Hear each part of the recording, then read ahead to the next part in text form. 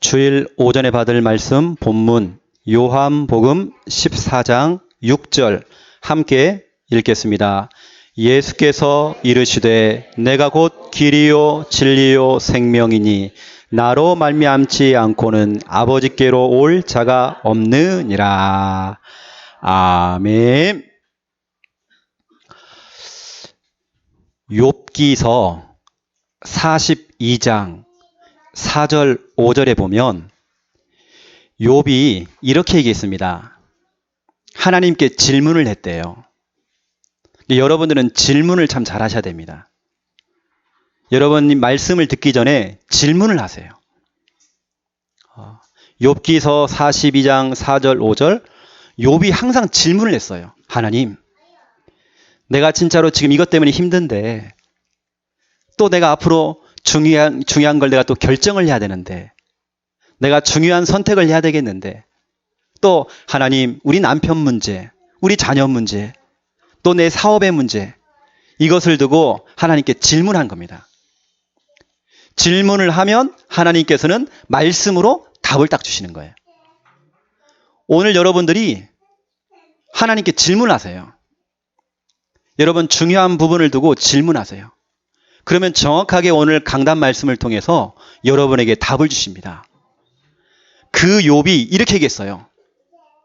하나님께서 정확한 답을 딱 주시니까 이런 고백을 했습니다. 내가 전에는 하나님의 말씀을 귀로만 들었는데, 귀로 듣고 답을 얻었는데 이제는 하나님의 말씀이 눈에 보인대요. 하나님의 응답이 눈에 보인다는 겁니다. 여러분 질문을 잘 하시라니까요. 질문을 하시면 어느 날 귀에 들립니다. 말씀이 들린다니까요. 나중에는 어느 단계까지 가냐면 보여요. 응답이 보인다니까요. 저도 오늘 예배 드리기 전에 하나님께 몇 가지를 질문했습니다. 그러면 오늘 이 메시지를 통해서 또 답을 주시겠죠. 그래서 오늘 이 예배는 저에게는 너무 행복한 시간이에요. 세상이 두 쪽이 나도요, 저는 오늘 은혜 받아야 돼요. 그리고 저는 너무 행복하고, 무슨 일이 생겨도 저는 행복해요. 왜냐? 오늘 답을 얻는 시간이라니까요. 그럼 오늘 서론입니다. 하나님의 은혜. 저와 여러분은 하나님의 은혜로 하루하루를 살고 있습니다. 내가 뭘 잘했기 때문에 그 성과를 이룬 것이 아니죠. 모든 것이 하나님의 은혜죠. 어찌 보면 지금 내가 호흡하는 거, 내가 장사하는 거, 내가 농사 짓고 있는 거, 모든 범사의 모든 일, 하나님의 은혜입니다. 오늘 이 시간 예배 드리는 것도요, 아무나 예배 드릴 수 없어요. 하나님의 은혜로 여러분들이 이 자리에 앉아 계시는 거예요. 모든 인간은 하나님의 은혜 받지 않으면 살 수 없어요. 왜냐하면 이겁니다. 지금 나의 영적 상태, 그 상태를 알기 때문에 난 은혜 받아야 된다. 나 은혜 까먹으면 문제 와. 내가 은혜 받지 않으면 금방 영적 문제 들통나. 나는 은혜 받지 않으면 내 정신 문제 또 드러나. 내가 은혜 받지 않으면 내 성질 다 드러나 또. 그렇죠? 지금 나의 영적 상태 이게 드러나요. 내 영적 상태를 알기 때문에 우리는 은혜 받아야 돼요.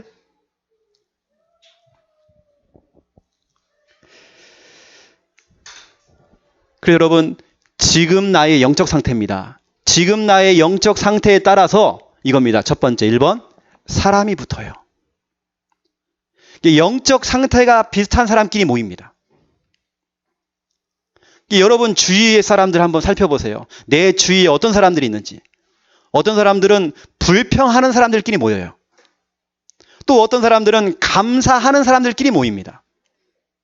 또 어떤 사람 보니까 서로 믿음의 고백을 하는 사람들끼리 모여요. 끼리끼리 모이는 겁니다. 쓰레기장에는 파리가 몰리게 돼 있죠. 꽃 주위에는 나비하고 벌이 오게 돼 있어요. 꽃 주위에 파리가 온다는 것은 그 파리는 충농증 걸린 겁니다. 그렇죠? 이게 문제가 심각해요, 지금요. 지금 나의 영적 상태예요. 다른 사람이 아닙니다. 나입니다, 나. 결국 나라니까요. 다른 사람이 아니에요. 지금 내 영적 상태, 그것 때문에 사람이 붙어요. 내 주위 사람들 한번 살펴보라니까요. 어떤 사람들인지. 그러면서 지금 나의 영적 상태에 따라서 환경이 만들어집니다. 여러분, 지금 그 환경, 지금 그 상황, 지금 그 현실, 결국에는 지금 나의 영적 상태 때문에 온 거예요. 그러면 빨리 지금 나의 영적 상태를 바꿔야 되겠죠. 그 영적 상태를 바꾸는 방법이 은혜 받는 방법이에요. 여러분은 은혜 받아야 돼요. 오늘도 여러분들이 은혜 받는 일에 여러분 사모하세요. 지금 나의 영적 상태에 따라서 일 처리를 하게 돼야죠.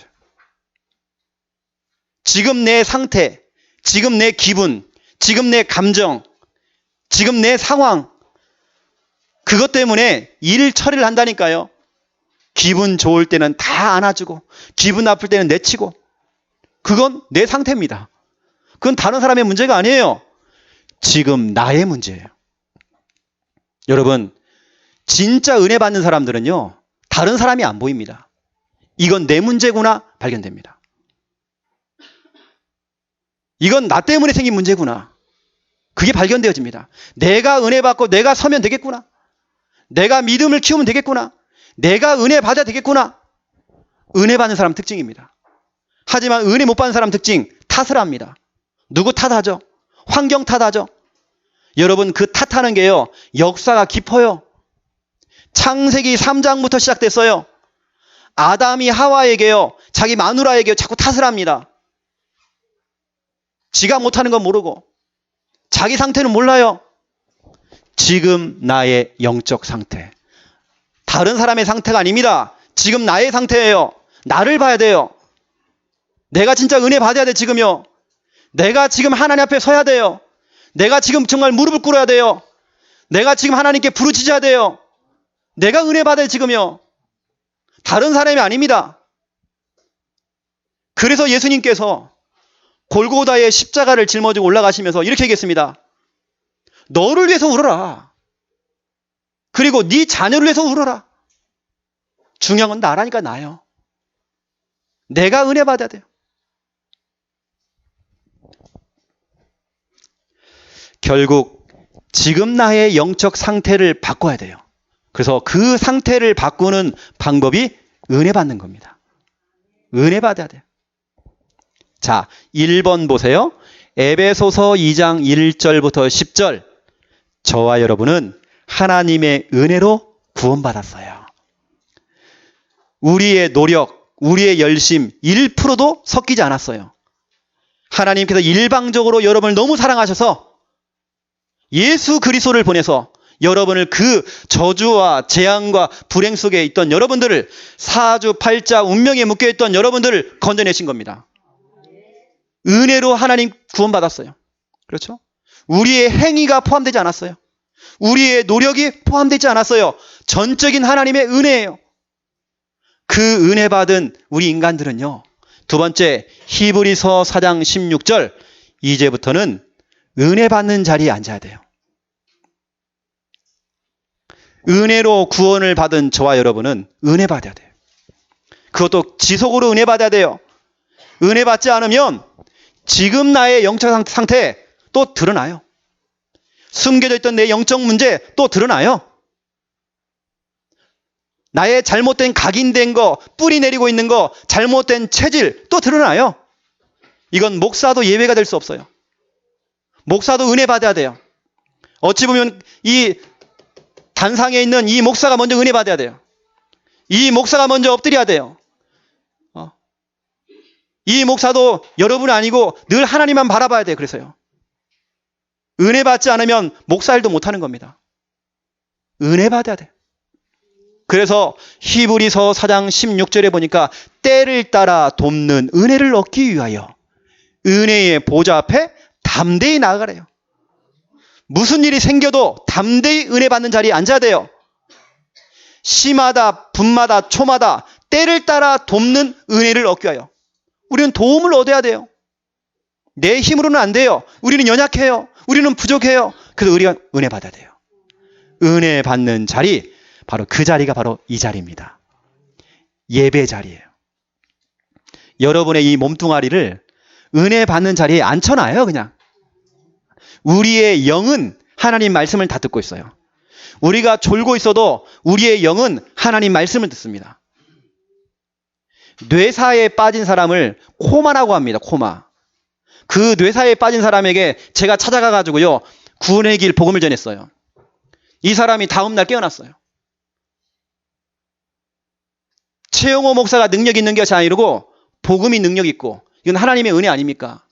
우리 인간에게는 영혼이 있어요. 우리 아이들이 막 떠들고 막 다니잖아요. 떠들고 다녀도 육신은 못 듣지만 영은 하나님 말씀 다 들어요. 여러분들이 막 졸고 있어도요, 하나님 말씀 다 들어가고 있습니다. 여러분은 여하튼 은혜 받는 자리, 예배 자리, 양육을 받는 그 자리 앉혀놔요. 여러분 구역 예배 드리는 그 자리에 여러분 몸뚱아리를 앉혀놔요. 금요 찬양 기도하는 그 자리에 여러분 앉혀놔요. 은혜 받는 자리에 시마다 분마다 초마다 앉혀놔야 돼요. 그래서 바로 이 은혜 받는 자리가 예배하는 자리, 양육받는 자리, 또 그러면서 믿음의 사람들과 자꾸 만나야 돼요. 여러분 주위에 어떤 사람들이 만나요?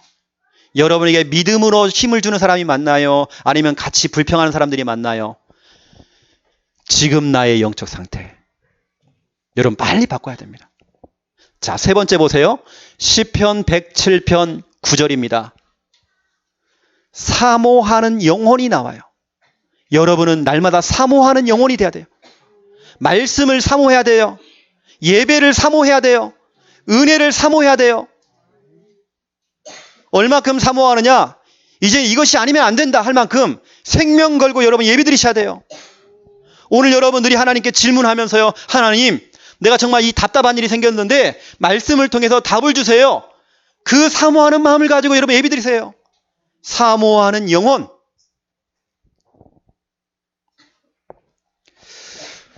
우리 김미아 사모님이 이번에 같이 필리핀 갔잖아요. 필리핀 가니까 영어를 사용해요. 영어도 올바른 영어가 아니고 따갈로그, 따갈따갈 거리는 그 소리가 있습니다. 그거가 막 섞인 영어를 써요. 근데 본인이 이 비행기를 딱 탔는데 비행기에서 이 음료수를 다 나눠주거든요. 근데 말을 못하는 거예요, 영어로 이제. 본인은 사이다가 먹고 싶은데, 그러니까 이제 사이다는 모르겠고 물밖에 모르는 거예요. 그냥 워러. 그 사이다를 못 먹는 거예요. 그래서 집에 와가지고 며칠 전부터 사이다 주세요, 사이다 주세요. 영어로 지금 연습하고 있습니다. 다음에 비행기 타면 달라고 하려고. 그래서 사이다를 뭐 사이들 한다네요. 사이들. 지금 연습하고 있습니다. 간절하잖아요, 지금요. 예배도 여러분 간절해야 돼요. 사모하는 영혼을 가지고 여러분 예배 드리셔야 돼요. 그러면서 뭐라고 씁니까? 줄인 영혼이 되래요. 줄이다는 말은요, 배고프다는 말이에요. 배가 고파요. 영적으로 배가 고파요. 지금 예배를 드렸는데 더 드리고 싶어요. 말씀을 들었는데 왜 이렇게 목사님 설교도 짧지? 1시간만 더 하시지. 늘 배고파요. 양육을 받았는데 더 양육받고 싶어요. 더 은혜 받고 싶어요. 줄인 영혼. 그 줄인 영혼에게 좋은 것으로 채워주신대요. 여러분은 날마다 은혜 받아야 됩니다. 은혜를 사모하세요. 그 은혜에 배고파야 됩니다. 은혜를 받았지만 더 은혜 받아야 돼요. 줄인 영혼. 그러면서 이겁니다. 고린도 후서 6장 1절부터 2절.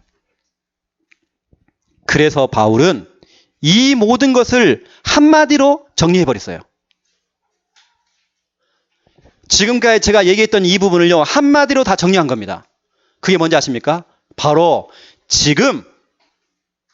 지금입니다. 지금은 은혜 받을 만한 때다 그랬어요. 지금이에요, 지금. 지금 여러분은 은혜 받아야 돼요. 내일이 아니에요. 아이고 목사님 내가 지금 바쁜데. 지금이에요, 지금. 지금 저와 여러분이 은혜 받아야 돼요.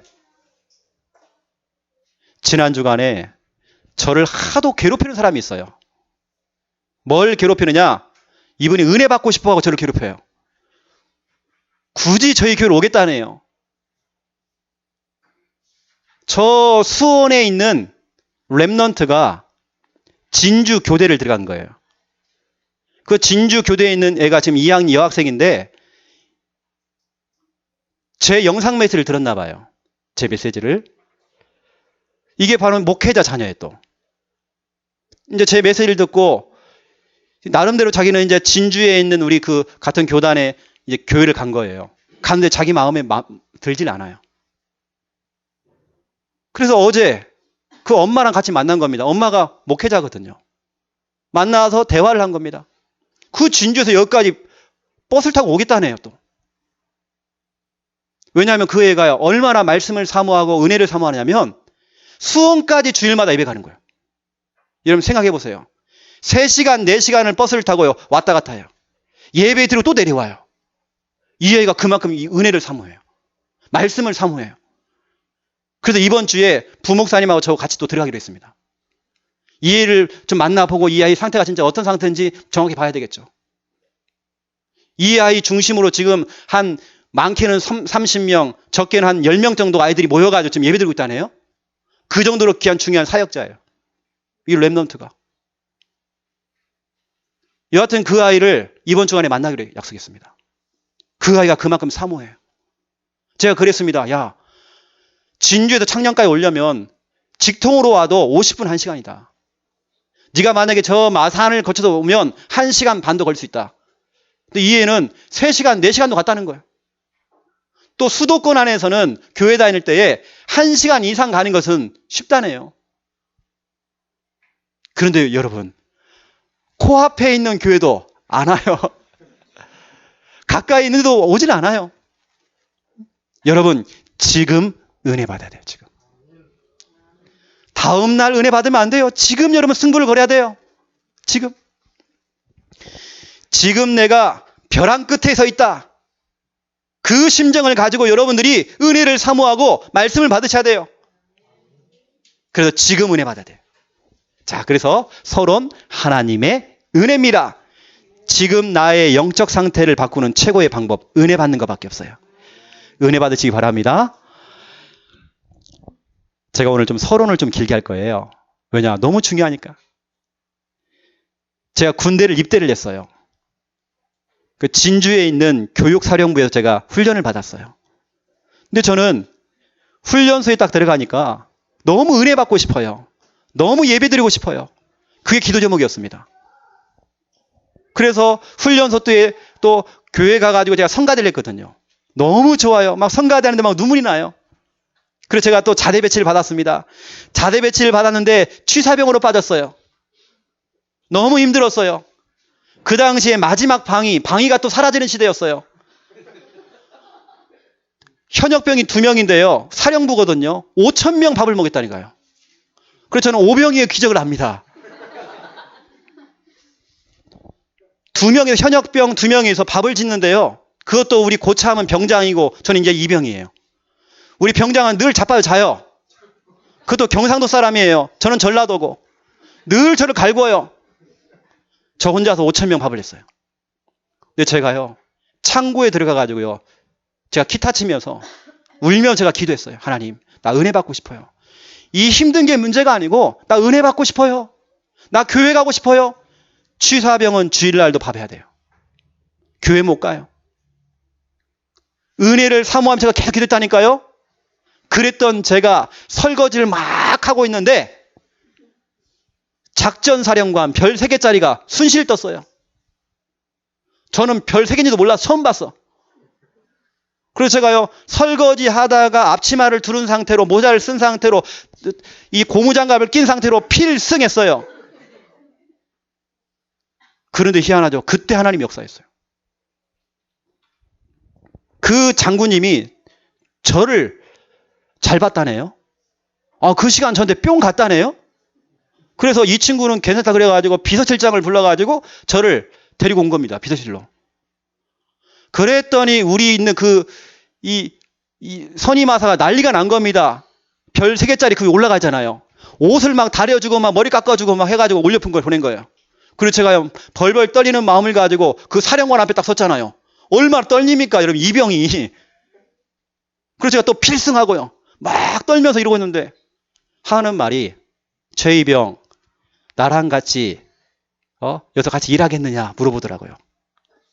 비서실에서 일하겠느냐 물어보더라고요. 그래서 제가 예스 했죠. 날 쓰겠다는데, 굳이 쓰겠다는데 예스 했죠. 근데 중요한 그게 아닙니다. 추사병일 때는 제가 예배를 아예 못 드렸어요. 그랬던 제가 비서실, 내무실로 들어가는데 우리 비서병들은 따로 방이 있거든요. 아무도 터치를 못해요. 그게 어디 있느냐? 사령부 교회 옆에 붙어 있어요. 근데 저는 그래서 매일 새벽 예배 나갔습니다. 늘 저는 교회 가서 엎드렸어요. 얼마나 좋습니까? 사모하는 영혼에게 하나님께서 좋은 것으로 채워주셔요. 여러분, 은혜를 사모하세요. 여러분의 형편, 여러분의 사정, 여러분 다 아십니다. 여러분의 기도를 하나님 다 들어주십니다. 하나님께 질문하세요. 말씀으로 답을 주십니다. 본론입니다. 1번, 하나님과 인간이죠. 오늘 제목이 어떻게 하나님을 만날 수 있는가입니다. 그래서 여러분들은 하나님이 누구고 또 인간이 어떤 존재인가를 여러분 아셔야 됩니다.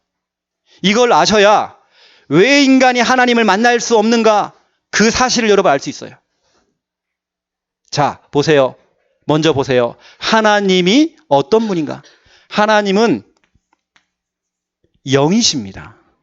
하나님은 영적 존재예요. 하나님은 눈으로 볼 수가 없어요. 하나님은 우리가 만져볼 수도 없어요. 내가 하나님을 봤다 하는 사람들 다 가짜예요. 뭐 바람이 막 날리면서 흰 수염을 들고 흰머리를 막 날리면서, 그분이 아니에요. 그분이 하나님이 아니에요. 요한복음 4장 24절, 하나님은 영이시대요. 그 하나님의 이름이 있습니다. 여러분, 하나님의 이름을 아시나요? 하나님의 이름, 여호와, 이게 하나님의 이름이에요. 하나님이라는 말은 오직 한 분이다, 그 뜻이고, 그건 이름이 아닙니다. 진짜 이름은 여호와예요. 그 여호와 하나님은 성경 말씀해 보니까 출애굽기 3장 14절에 보세요. 스스로 있는 자 돼 있어요. 사람의 손에 의해서 만들어진 게 아니에요. 저 불상에 있는 불상처럼, 돌 부처처럼 사람이 깎아서 만든 게 아니에요. 천하 대장군처럼 사람이 만든 것이 아니에요. 하나님은 스스로 계시는 분이에요. 사람의 손에 의해서 옮겨 다니는 분이 아니에요. 하나님은 어떠한 장소에, 그 장소에 머물러 있는 분이 아니에요. 저 대구의 803 갓바위에 거기만 계시는 분이 아니란 말이에요. 여러분, 신주단지 그 항아리에 그 안에만 쏙 들어가 계시는 분이 아니란 말이에요. 하나님은 어디든지 계셔요. 하나님은 스스로 계시는 자예요. 사람의 손에 의해서 만들어지거나 사람의 손에 의해서 옮겨 다니는 분이 아니에요. 불상처럼 왔다 갔다 하는 분이 아니에요. 하나님은 어디든지 계셔요. 그래서 그 하나님이 무소부지, 좀 어려운 말입니다. 하나님은 모르는 게 없대요. 하나님은 다 알고 계셔요. 시편 139편 1절부터 4절. 하나님은 모르는 거 없어요. 여러분의 형편을 다 아세요. 여러분 힘든 거 다 알고 계세요. 여러분 무엇 때문에 정말 힘들어하는지 여러분의 눈물을 다 알고 계세요. 여러분이 답답한 거 그거 다 알고 계셔요. 우리의 생각 알고 계신데요. 우리가 앉고 일어나는 거 알고 계신데요. 우리가 무슨 생각을 하고 있는지, 우리가 무슨 말을 하고 있는지 하나님은 다 알고 계신데요. 하나님은 모르는 게 없어요. 그 하나님, 그분이 바로 여호와예요. 그 하나님은 무소부재. 다시 말하면 어디든지 다 계세요. 말씀 가운데 보니까 시편 139편 7절부터 10절에 기록되어 있습니다. 하나님은 어디든지 계셔요. 여러분이 가는 곳마다 그 장소에 계셔요. 여러분은 혼자가 아니에요. 여러분과 함께 계셔요. 그러면서 그 하나님은 무소불능. 하나님은 능력이 많으세요. 하나님은 못하시는 일이 없어요. 하나님은 다 할 수 있어요. 말씀 가운데 보니까 예레미야 32장 27절 하나님은 못하시는 일이 없대요. 나는 할 수 없지만 하나님은 다 할 수 있어요. 하나님은 능력이 많으세요. 사람들이 못 고치는 그 병도 하나님은 고칠 수 있어요. 우리 인간에게 불치병, 난치병, 유전병 못 고치는 그것도 하나님께서 1초만 역사해도 하나님 그걸 뒤집을 수 있어요. 그게 하나님의 능력이에요. 하나님은요, 불가능이 없어요. 하나님에게는 한계가 없어요. 우리 인간은 불가능이 있고 우리 인간은 한계가 있지만 하나님은 한계가 없어요. 하나님은 모든 거 다 할 수 있어요. 로마서 4장 17절 하나님은 죽은 자를 살리시고 없는 것을 있게 만드신대요. 나는 없는데 하나님께서는 있게 만드셔요. 나는 죽었는데 하나님은 살려내세요. 내 사업이 죽었는데 그 사업을 일으키세요. 내 농사가 안 되는 것처럼 보이는데 그 농사를 다시 일으키세요. 죽은 자를 살리시고 없는 걸 있게 하시는 그 하나님.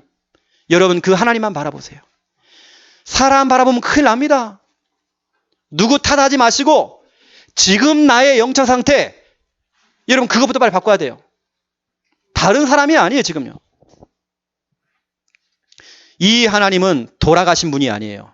지금도 눈 시퍼렇게 뜨고 살아계셔요. 지금 여러분과 지금 함께 계셔요. 여러분 그 하나님의 능력을 인정하시기 바랍니다. 자꾸 여러분 안 되는 걸 인정하지 마세요. 내 처지, 내 사정 그것도 중요하겠지만 하나님의 능력을 인정하셔요. 그런데 여러분 우리 인간은 어떤 존재입니까? 우리 인간은 창세기 1장 27절부터 28절 하나님의 형상으로 창조가 되었죠. 여러분은 하나님의 형상입니다. 돼지 형상이 아니에요. 아무리 몸이 등치가 있어도 여러분 돼지 형상 아니에요. 뭐 꽃돼지 아닙니다. 여러분들은. 돼지 형상으로 만들었으면 돼지 머리 갖다 놓고 고사 지내야 돼요. 절해야 됩니다.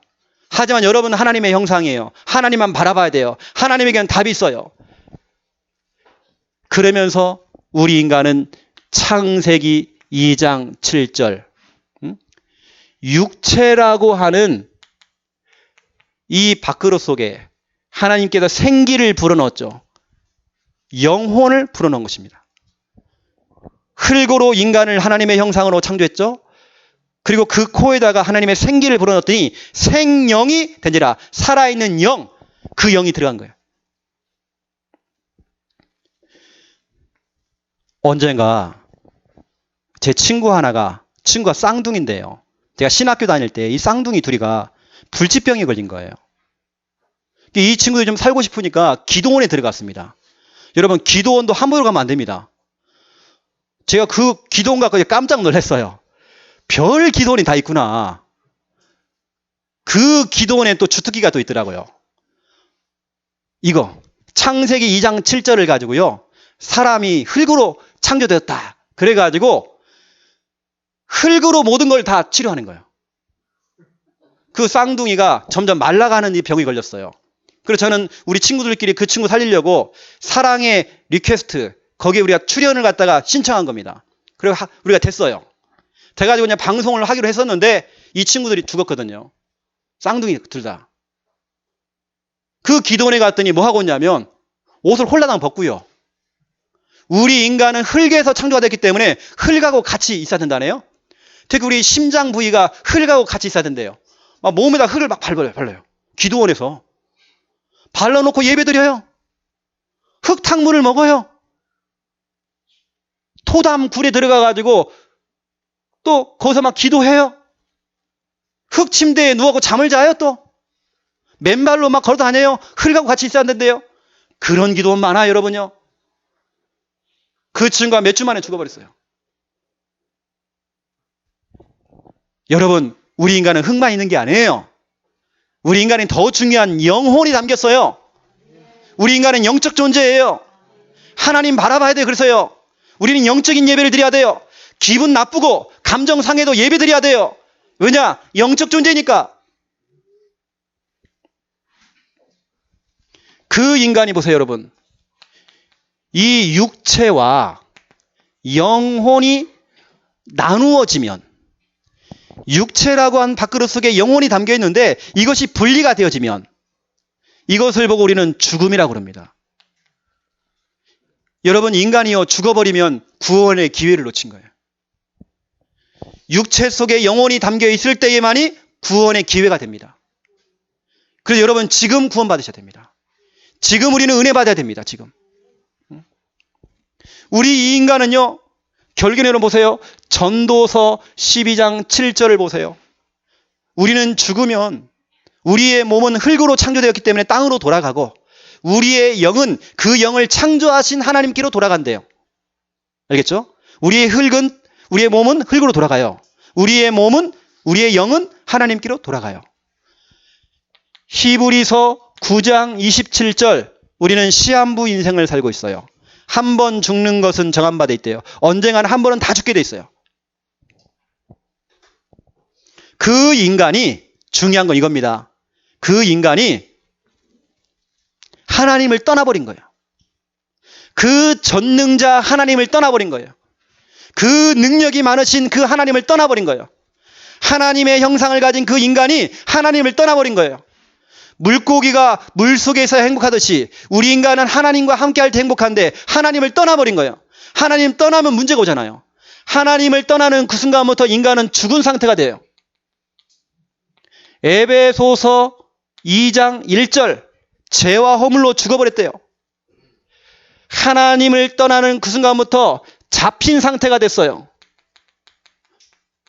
영적 존재 마귀에게, 귀신에게 잡혀버린 겁니다. 갈라디아서 4장 8절, 하나님이 아닌 다른 것들에게 잡혀버렸대요. 잡혀서 종 노릇한대요. 귀신에게 잡히고 마귀에게 잡히는 거예요. 제정신이 아니겠죠, 그러면요. 하나님을 떠난 인간은요, 이렇게 되는 겁니다. 전능자 하나님을 떠나니까 이런 문제가 와요. 하나님의 형상을 가지고 있고 그 코에 생기를 불어놨잖아요. 우리 인간은 영적 존재인데 우리의 그 생명을 주신 그 하나님을 떠나버린 거예요. 그러니 죽은 상태죠. 그러니 잡힌 상태죠. 결국에는 보세요. 혼미한 상태. 제가 지난주에 말씀드렸습니다. 고린도 후서 4장 4절, 혼미한 상태로 빠져버려요. 올바른 생각을 못해요. 올바른 판단을 못해요. 그래 자살을 해버려요. 죽고 싶은 생각, 자살 충동, 가출 충동, 사람을 막 죽이고 싶어요. 살인 충동, 자꾸 극단적으로 가버려요. 혼미한 상태. 여러분, 이러한 상태에 있는 인간이 어떻게 하나님을 스스로 만나겠습니까? 만날 수가 없어요.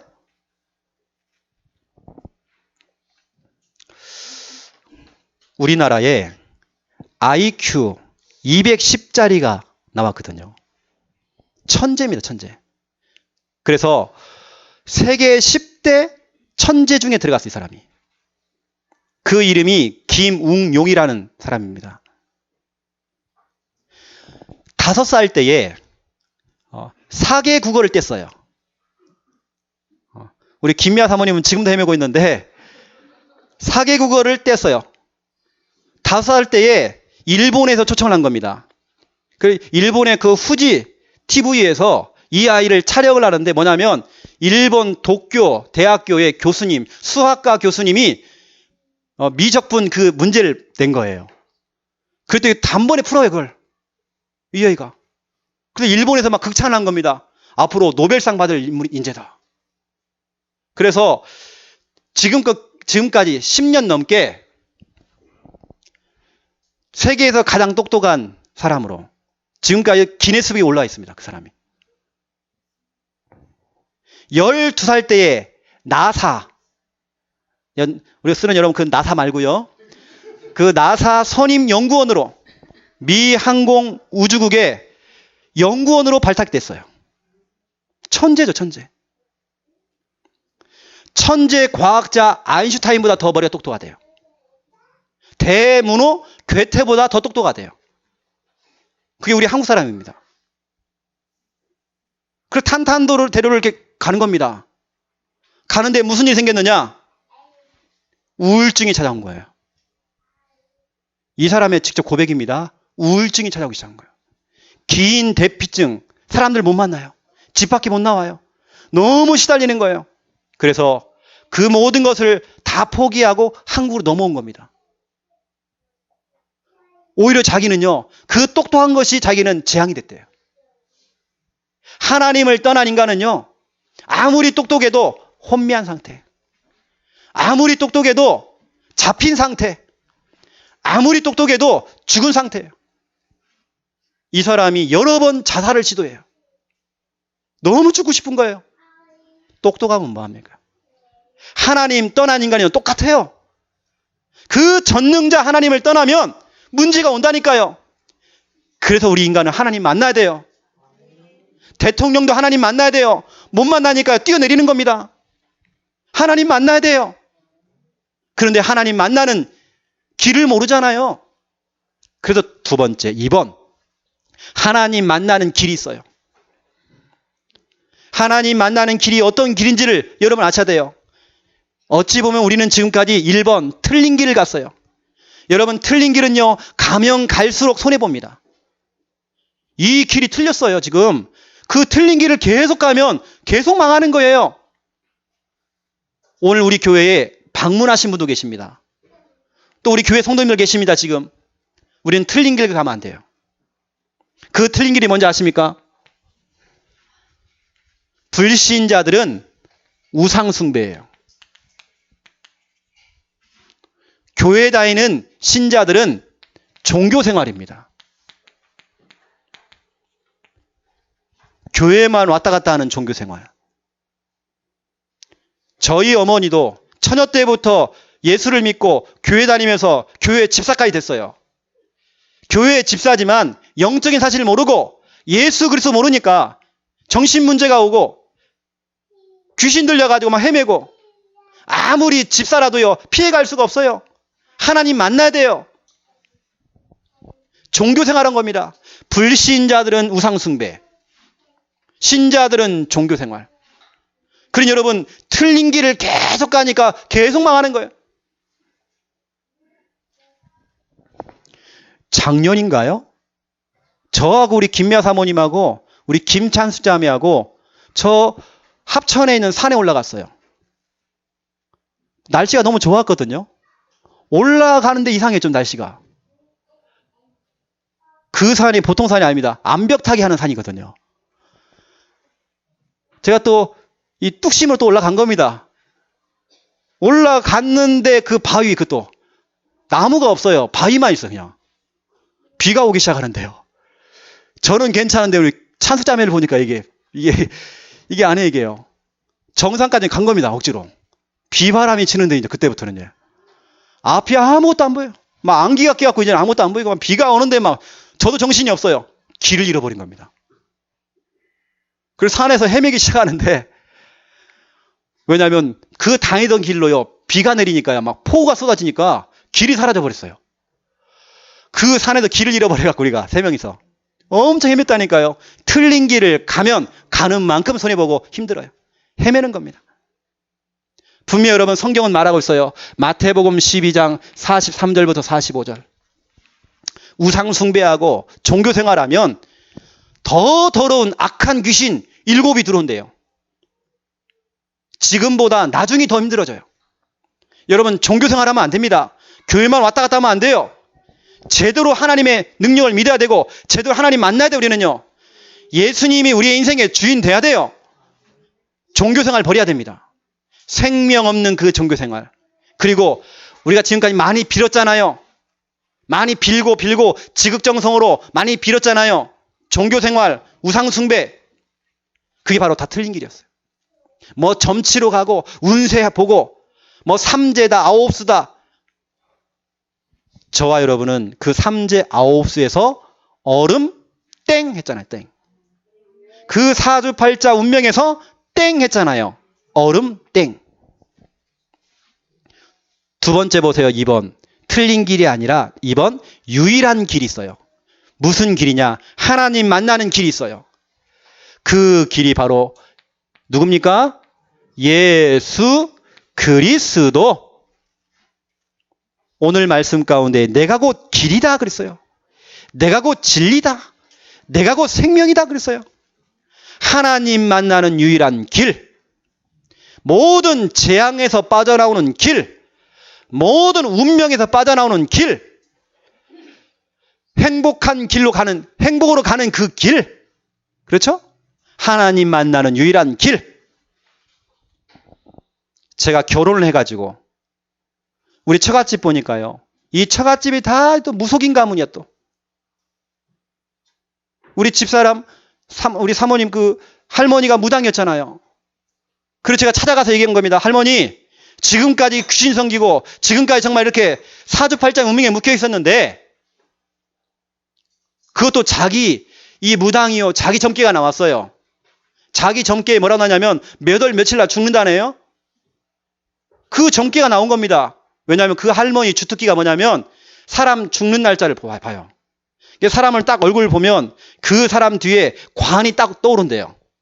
관 뚜껑이 딱 열린다네요. 그리고 그 뒤에는 막 눈보라가 막 친다네요. 그 관에서 날짜가 딱 찍힌다네요. 죽는 날짜. 여러분 그 죽는 날짜 받으려고 사람들이요. 대형차 몰고 와요. 용하다고. 그런데 자기 점괘가 나온 겁니다. 거기에 묶여 있는 거예요. 그 사주팔자 운명에 묶여 있는 겁니다. 그 삼재 아홉수 그 운명에 묶여 있는 거예요. 그래서 제가 가서요. 얼음 땡겨 준 겁니다. 할머니, 그 문제에서 빠져나오는 길이 있습니다. 그 재앙에서 빠져나오는 길이 있습니다. 그 사주팔자 운명에서 빠져나오는 길이 있습니다. 그 길이 바로 예수 그리스도. 그 할머니가 예수 그리스도를 믿고 지금 교회 집사가 됐어요. 여기 가깝습니다. 하만 대산에 있어요. 우리 지난번에 우리 성도님들 한번 같이 갔었죠. 여기 계셔요. 빠져나오는 길, 예수 그리스도. 자, 요한복음 14장 6절. 지난주 우리 성도님 한 분이 잠을 자고 있는데 옆에 누가 앉아 있더래요. 귀신이죠, 이게. 뭔가 시커멓게 앉아 있는 것도. 그래서 이렇게 고백했대요. 예수 그리스도 이름으로 그냥 뭐렇습니까? 머리를 그냥 뽀사버린다네요. 예수 그리스도 이름 머리를 뽀사버린대요. 그래서 제가 참 잘했습니다 그랬어요. 뽀사버려야 돼 그냥. 예수 그리스도 이름만 되기만 하면 이 흑암 귀신이 떠나간다니까요. 여러분 이 사실을 모르는 사람들은요. 저처럼 무당 사역도 하기도 하고 귀신 들린 사람들, 정신병 있는 사람들 여러분 해보시라니까요. 예수 그리스도 이름으로 얘기하는 떠나가 버려요. 귀신 들린 사람이 치유가 돼요. 요한복음 4장 16절 보통 성구가 아닙니다. 귀신들로 하여금 벌벌 떨게 하는 성구입니다. 오늘 좀 시간이 제가 많이 갔지만 진짜 여러분 이 보통 성구가 아니에요 이거요.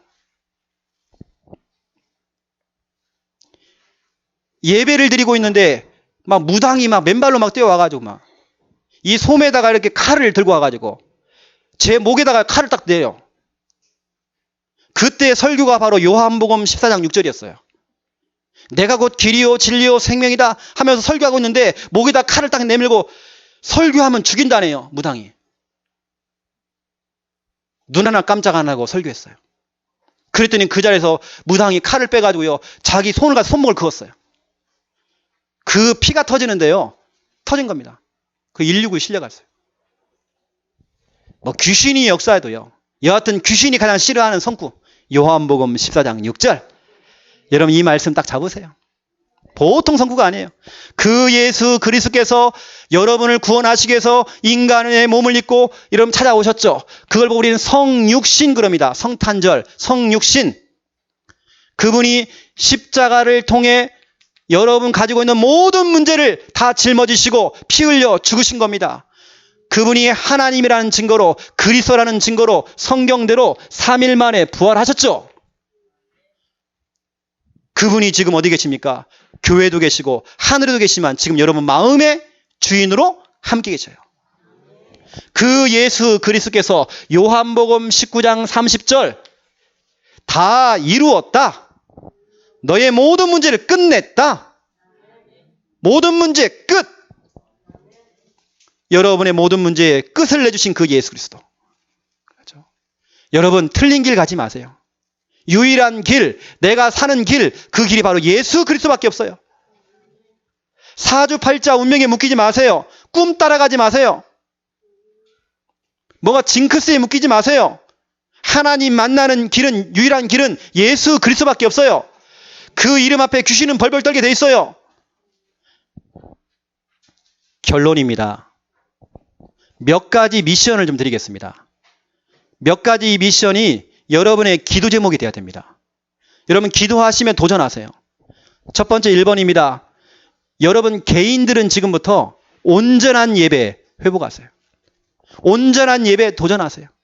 온전한 예배라는 것은 오전 예배만 드리고 사라지는 게 아니고 반쪽짜리 예배를 드리지 마시고 온전한 예배를 드리세요.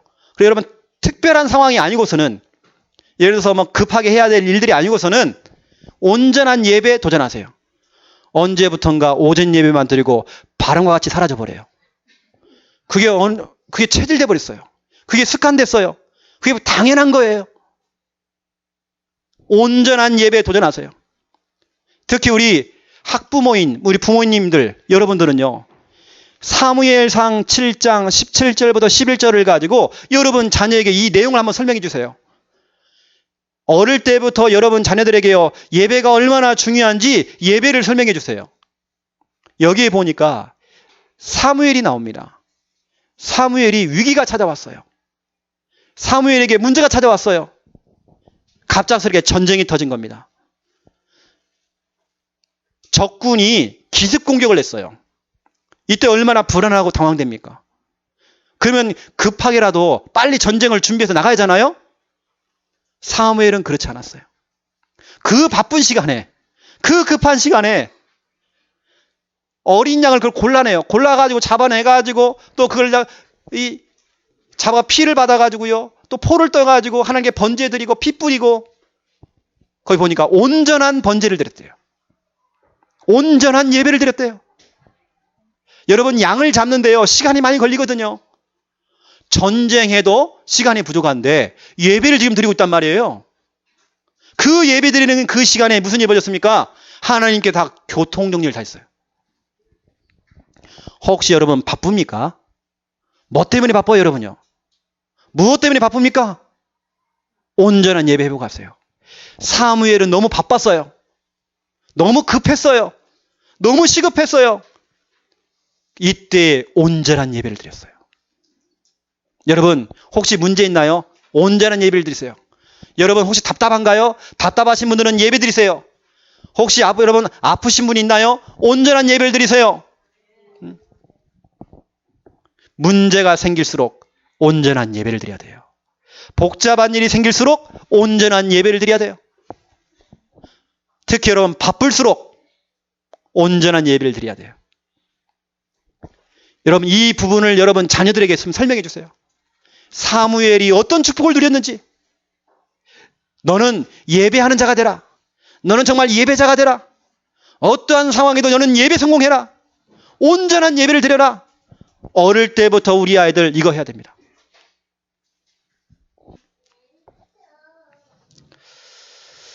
그래서 여러분 예배라는 말이 영어로 worship이라는 단어도 있습니다.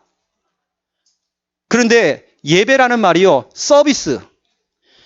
여러분 서비스라는 단어가 그 어원이 예배라는 단어에서 나온 겁니다. 하나님께 서비스하는 거예요. 그게 바로 예배입니다. 주일날에는 주님의 날이에요. 내 날이 아니에요. 내 여가 시간을 지내는 시간이 아니에요. 뭐 사람 만나고 누구 만나고 교제 시간이 아니에요. 하나님께 집중하는 시간이에요. 하나님께 서비스하는 시간이에요. 여러분 온전한 예배를 드리세요. 바쁘면 바쁠수록 더 예배 드리세요. 여러분 급할수록 더 온전한 예배를 드리세요. 두 번째입니다. 구역입니다. 우리 구역장 권찰 인도자들은 구역 가족들을 잘 관리하시기 바랍니다. 뭐 지금도 잘하고 계시고요. 우리 구역 가족 가운데에 예배 지금 놓치고 있는 사람들, 결석하신 분들을 놓치지 마시고 신방도 하시고 가셔가지고 뭐 교회 주보도 좀 갖다 주시고 메시지 좀 전달하시고 골로새서 4장 7절 8절 보세요. 두기고라는 사람이 나옵니다. 여러분이 두기고가 돼야 돼요. 두기고는 바울이 감옥에 갇혀 있을 때에 감옥에 찾아가서 메시지를 받은 겁니다. 그 메시지를 받고 심부름을 한 겁니다. 사람들의 사정을 이해해주고 그 사람들을 수용해주고 그들을 품어주고 그러면서 말씀을 전달해 준 거예요. 바로 신방이죠. 우리 구역에서는 반드시 결석한 사람들 한 사람도 놓치지 마세요. 여러분 지금부터 두기고가 되세요. 사람들의 사정을 이해해주고 그 사람들도 정말 기도해주고 주보라도 갖다 줘야 돼요. 그 두기고. 그 역할을 여러분들이 감당하세요. 혹시 구역에서 신방이 필요하다. 그러면 요청하세요. 전화 우리 부목사님 갈 겁니다. 세 번째입니다. 지교회. 우리 지교회가 우리 지금 활발하게 지금 움직이고 있습니다. 우리 지교회에서는 뭐 하느냐? 순회 전도 팀을 구성하세요. 반드시 예배만 드리지 마시고 같이 순회하면서 전도할 수 있는 팀을 구성하세요. 뭐 2인 1조로 아니면 소그룹으로 만들어가지고 현장으로 들어가세요. 그리고 지교회 안에서는 캠프가 되어질 수 있도록. 사도행전 16장 1절부터 5절에 보니까 바울과 디모데가 팀을 구성한 겁니다. 팀을 구성해서 7지역을 순회한 겁니다. 순회하면서 캠프를 냈죠. 바로 지교회에서는 이거 해야 됩니다. 그리고 지교회를 하는 목적, 사도행전 19장 10절입니다. 다 듣도록. 이게 목적입니다. 지역에 있는 사람들을 적어도 한 번 정도는 복음 들을 수 있도록, 다 들을 수 있도록 이러한 방향을 잡고 지교회를 하세요. 이것을 위해서 순회 전도팀을 구성해 보세요. 우리 현장으로 여러분 들어가세요. 지금 많은 사람들이 길을 모르잖아요. 틀린 길을 지금 가고 있잖아요. 여러분이 올바른 길, 사는 길, 하나님 만나는 길, 우리 순회 전도팀이 일어나가지고요, 이거 전달해 줘야 돼요. 여러분 한 주간 이 나온 몇 가지 미션을 가지고 또 실천해 보시고, 어찌 보면 오늘 메시지 가운데 가장 중요한 것은 하나님의 은혜, 그리고 그 은혜 받기 위해서 하는 온전한 예배. 여러분 고민하세요 좀. 온전한 예배 드리는 거, 특수한 상황이 아니고서는 온전한 예배를 드리세요. 지금은 농번기죠. 어쩔 수 없습니다. 농사 짓는 분들은. 나머지 분들은요, 온전한 예배 도전하세요. 이때 하나님께서 여러분 고민했던 그 고민거리가 다 교통 정리가 됩니다. 온전한 예배를 드림으로 하나님의 은혜를 마음껏 체험하시는 여러분 되시기를 예수님의 이름으로 축원드립니다.